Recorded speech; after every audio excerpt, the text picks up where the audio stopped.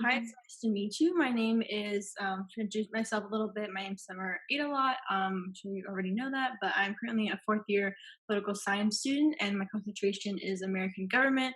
I'm the sitting secretary for Students Against Sexual Assault, and I'm really excited to be able to sit down with you today and discuss some important issues.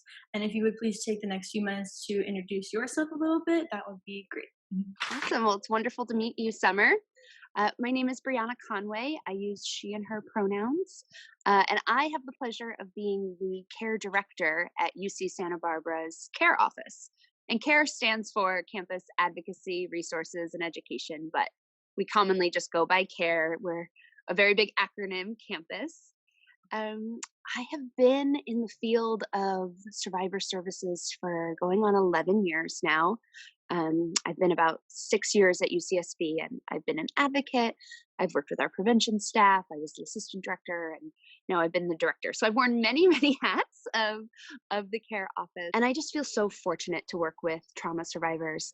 I studied public health and health administration in college, and although a lot of those fundamentals are used in my work every day, there's really nothing about that I love more than working with this population and specifically with trauma, not only through the direct services that we provide, but also really getting to help someone navigate systems. So I always kind of say that survivors need firefighters in times of crisis to come in and put the fire out, and then they need builders to help rebuild through kind of that healing and reconstruction. And so to have a profession that allows you to do both at the same time is just something that's just so meaningful and so rewarding to really be able to bear witness to the human struggle, and then overcoming that, and really that resilience that comes with survivorship. So that's a little bit about me and my work. I love living in Santa Barbara. I moved here from Connecticut, the East Coast, about 6 years ago, and I'm really engaged with the social sector leadership and nonprofits in the community, and just really think this is a vibrant, incredible place that we get to live. What is Sure. CARE? Why was it founded? And what makes the Mm. services unique in catering to the UC students? Great question. So CARE has really been around since the 70s. That's not something that's always really widely known. We used to be called RPEP, which is Rape Prevention Education Program, and really started out of the women's empowerment movement of the 70s. And back then we were a facet of the police department. So I think increasingly it was noticed that those that chose to report to law enforcement really could utilize having an advocate support for some of that crisis intervention services and supporting them through that process. We still to this day do a lot of work with local law enforcement on campus in Isla Vista, but we've over the years have kind of transitioned away from that. We were a facet of the Women's Center, and now we're our full own independent department. And so we provide professionally designed services for crisis intervention, kind of that response to trauma, and then primary prevention education. So that's going to be all of our community engagement efforts on how do we stop violence before it starts, and then looking at the broader campus community through public policy, through research and surveys and things like that, to really look at addressing the scope of the problem and the scope of the systems that address that problem. As you mentioned, the UC's it is a UC based program. So, what is CARE's reach beyond just on the campus, like in communities such as Isla Vista? Yeah, great question. So we are the deemed service provider for sexual assault, dating, domestic violence, intimate partner violence, harassment, stalking, uh, and we serve student, staff, and faculty. But we are all of our staff hold statewide credentials. So we're privileged and certified through the state of California, which doesn't necessarily limit us to the services, kind of that geography of on campus property. So we serve clients whether they live on campus, whether they live in Isla Vista, whether they're home, like right now. Whether and no matter where the abuse occurred, we can serve clients. So we do have 2 offices out in Isla Vista. That's at the Gaucho Support Center, which is a collaboration with CAPS. And so we're located both on campus at the Student Resource Building and in IV. That's something that's been really important to us over the years to make sure that we're out in the community where a lot of our students are residents and live. And then beyond that, because we serve staff and faculty who could live in Goleta or Santa Barbara or beyond in the county, Mhm. being able to provide them services as well and partnering with many county and statewide agencies to help address whatever those needs are of those clients. Sounds like CARE has a lot of collaboration with communities, the campus, the school, the students. So, with all of this, how can students become more involved, such as becoming an advocate, volunteering at events, and additionally, what resources does CARE need to be able to be as effective and fully address the needs of the campus community as much as possible? Student involvement is key. For it's critical for our outreach. It's critical for awareness of our resources, and then also preventing violence among the community. And so, one of the most critical ways that students can engage with our office, we have a variety of internship programs and volunteer programs and events that happen throughout the year. But one that's pretty timely right now is that we are hiring for our student staff. So that's our care Okay. peer program, and we just launched yesterday, and we'll be accepting applications through the end of the month, April 29th. And that we're hiring for the next academic year. So it'll be for the 2021 academic year. And we're hiring for 5 positions. We have care peer educators that put on a lot of our programming. They're also engaged with a lot of the campus wide programs like the Gaucho FYI program, partnering with the CAPS mental health peers and Life of the Party peers and health and wellness peers. And so there's a lot of great involvement there for our students. We also have that we've launched just this year under a student, Lauren Roberts, her leadership, is a program called Thriving. And that's a program that's designed specifically for building community among survivors. And so she will be graduating, and we're going to be looking to hire a student staff member to keep that program and that legacy alive for next year as well.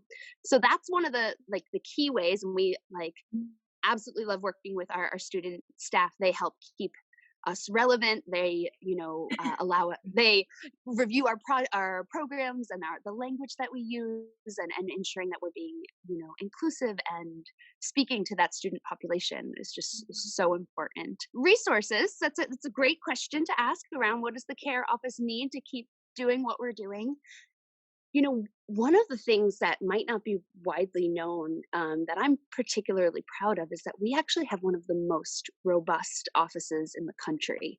I'm very well connected with my other directors in the UC system, and really nationwide, we're kind of a specialized force. So we maintain a lot of connection. We have 8 full-time staff. So professional staff, most of whom have master's degrees or many years of service doing this work in local rape crisis centers or DV agencies. So being able to maintain that, we've grown rather quickly, over the last 5 years. And a lot of that's from student activism, from changing legislation, through grants that we've, gone after. So, where we are at this point is making sure that we can maintain, because every year our service numbers are increasing almost exponentially, it feels like. And the student population is growing, and the requirements for the education that students have to go through gets more in depth. Like most health entities, I would say we tend to have, and we're structured a bit in the way in which our services are very reactive, and something has already happened. What are we doing to support? And although I love those components of the work, it ultimately, I want prevention to be at the focus, and for there to be like a little bit of a shift in that, Mhm. so that we can not have survivors that we have to serve in the first place, right? I think that's everyone's goal, is that we want to put ourselves out of a job through our prevention efforts. And we're seeing that even in our healthcare systems right now, and where sometimes the simplest thing of staying home during COVID-19 is what's going to prevent Yeah. this pandemic. And then where all the resources need to be going are in that response. And so the more in which we can be stabilizing and growing our prevention efforts, for a long time it's been hard to focus on prevention when you have a survivor's needs are always going to come first. And so slowly but surely we've been really working to to change that and to put time and resources and energy into expanding the prevention, um, to help to so that we can see that shift. But prevention's, it's a 10-year investment. We're not going to see Mhm. that needle move overnight, and often sometimes the more education you do, the more people seek help. And so it can look like numbers are going up Mhm. when really they're just people are more informed and more empowered. So you kind of bled into my next question. So we are facing the huge pandemic right now, and a lot of students are having to adjust and utilize different avenues of support. So how is care providing resources during this time? And we also know that isolation, coupled with returning home, poses a lot of physical and psychological struggles. And do you have any advice for survivors during this time? Yeah, that's yes, you've named everything that we've been thinking about and that my, heartstrings have been pulled at. The care office is still here. We are still functioning at 100% capacity. It is Mm. um challenging us to use new means of video conference, and that's different for we're service providers. We're used to that, like, one-on-one in a space together, but we're still here. And it doesn't matter if if the students are still located here or not, or in their homes. And so we're available through phone and video appointments. Using Zoom is everybody's new best friend. But we know that there's a lot of barriers to that too, because of privacy, and who can we speak freely about these things within our homes. So um, we're working to launch online spaces. We are reaching out to all of our existing clients and letting them know of what national resources exist that have kind of online chat formats and things like this. Our advocates will engage over email if that's what feels like the best option for kind of addressing some of those needs. And we're really going to try and work for whatever we can do. We're hoping to launch an online gathering right around midterms or so, that survivors can self-select to be a part of. It'll be with advocates. We're going to focus on some self-care, just kind of that building community. What we know Mhm. people are needing right now in this physical distancing is that social connection, Mhm. and with connection with people who get it, who are experts in practicing and understanding empathy, um, and really kind of decreasing that isolation, because we know that many of our students have gone home to not safe environments. Your line of work and advocacy requires delving into these heavy and painful topics, and we know there are people out there who are interested and want to spend their time advocating for survivors, but fear it might Mm, compromise their mental health regardless of their own personal mm, experiences. How do you keep yourself healthy and mm. being the director of care, being able to serve all these students at the best of your ability? That's a really important question, and I think there's a lot of people who are drawn to this work, many of whom have connections. And you know when we look at the rates of these forms of violence in our communities and in our lives, we all know someone who's been impacted. And so whether it's a personal impact that pulls us into this work, or impact of a loved one that pulls us into this work, or just passion for the cause, it's really important to do the work on yourself, and to keep doing the work. Um, I couldn't sustain the compassion fatigue and vicarious trauma of hearing survivor stories, if I wasn't kind of really grounded within myself, and what pulls me and motivates me and drives me, Mhm. and what depletes me, and know that these are the areas that I'm going to be running the risk of feeling burnt out, or I'm going to be running the risk of feeling triggered by this experience. My role really as the director has shifted a bit, and it's something that I love about this shift, is that my job is to help the helpers, so my although I still see clients and still serve survivors on an individual level, my job is mostly to support the 7 staff of the care office. And Mhm. so I look at that duty and responsibility around what infrastructures do we have in place? What things are we allowing for humans to show up as humans at work? And so I think these things are still relevant for students who might be considering um, getting into this work, is to not only have done the work and know kind of where their blind spots are, or where maybe some of their touch points are, but then to do that in environments that allow you to be yourself and allow you to be human and allow Mhm. that are going to be able to nurture and build that support network.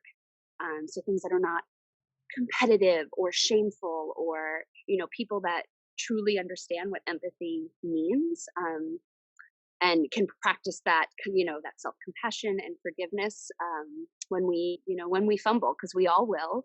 And so I think it's really important that for anyone doing this work, that they have that support and infrastructures in place with people who get the work, get them, and really kind of have that robust understanding of what research says, of what best practices, and because when times are hard, we can always go back and lean on, like, this is what the profession's guidance Mhm. tells us to do, and this is what we know to be best practice of decades of doing this work.